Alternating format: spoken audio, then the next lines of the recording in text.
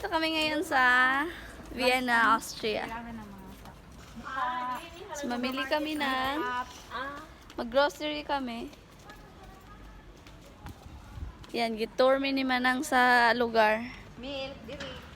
Dumating kami sa Vienna around 8 a.m. I think. And syempre gutom kami kaya nag-grocery kami for breakfast. And then, ayan yung aking baby. Sana all. And then, fruits and for breakfast lang ang binili namin. Oh, so tapos na kaming mag-shopping, grocery shopping. And after that, we go home. Of course, we're getting ready. So, hello everyone! Punta kami sa castle nila rito. Yung medyo malapit lang na castle. And then, after that, we're going for a dinner, family dinner. And then after that, tomorrow, I mean, pupunta kami sa other place. But for now, we're going to stroll the city. And nandito kami ngayon sa bahay ng aking pinsan. At ito yung first outfit ng aking mother. O, diba? And then sa aking nephew naman, oh wow, macho. And walking distance lang ang kanilang castle dito, kaya yan. We're just walking kasi ano lang siya. Malalakad lang. This building is a war museum pero hindi kami pumasok dyan. Like a castle, huh? And here, look. Here is the museum, correct? That is the canon entrance, I think. Guy, the man? Statue? Yeah, it's the Emperor Franz Joseph. Oh yeah?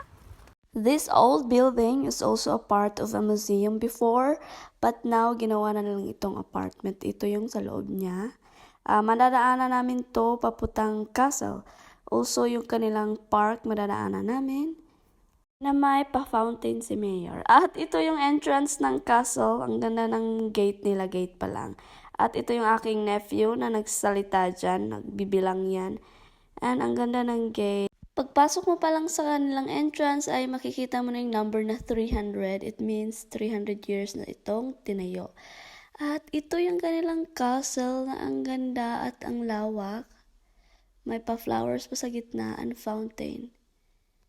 At ang cute lang kasi may may kalamansi sa sa castle. At ayan yung medyo malapitan na kuha. Ayan yung aking ate napapansin. Ito naman yung sa gilid. Kasi pupunta kami sa likod kasi nga nilibot namin yung buong castle. At ito yung view sa likod. Ganyan din yung likod. Kung ano yung tsura ng harap, parang halos pares lang din sa likod. At ganyan lang, naglakad-lakad lang kami. Ang daming tao actually. Sino tong babaeng to? At may magandang dilag na naglalakad, parang prinsesa. Joke lang. Ayan, nahuli ako. Si mama nag-video niyan. O, diba, kurog kay kamot. At ayan, nag-feeling na siya. Lakas maka-ancient style ng statue. And we're going to the... Tapos na kami sa castle. Punta kami sa restaurant para kumain ng dinner. Kaya mo yun, ti? Ano? Udakiyaw na ko, oy. Ako, ti, mahadlok. Ito po'y presyo lang magpuan ka ng ana-ana. Sus. Di na nakusugan. This is the restaurant. Para siyang garden sa loob. Di ko mabasa kasi German siya. At ayan kami ni mama, nag-feeling na alam namin yung menu. Pero hindi kami marunong magbasa ng German. Ito rin si Davey o papansin. Inairay ba na? Basa ka? Ngit-ngit lagi, di ko kakita.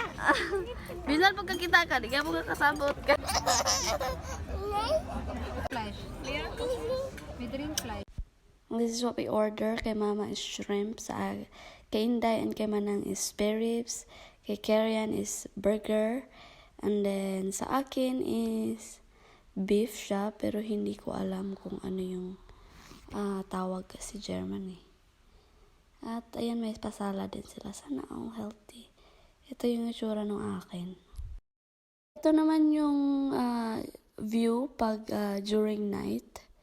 Ang relaxing niya lang. Relaxing and romantic. Diba? At pauwi na kami sa apartment ng aking pinsan.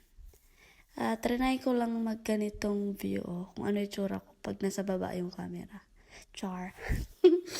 So, ayan, okay lang naman pala. So, wala lang, gusto ko lang magpapansin. Kunwari, matangos yung ilong. Side by side, big gamay. At yan ang ganap ng aming day 1.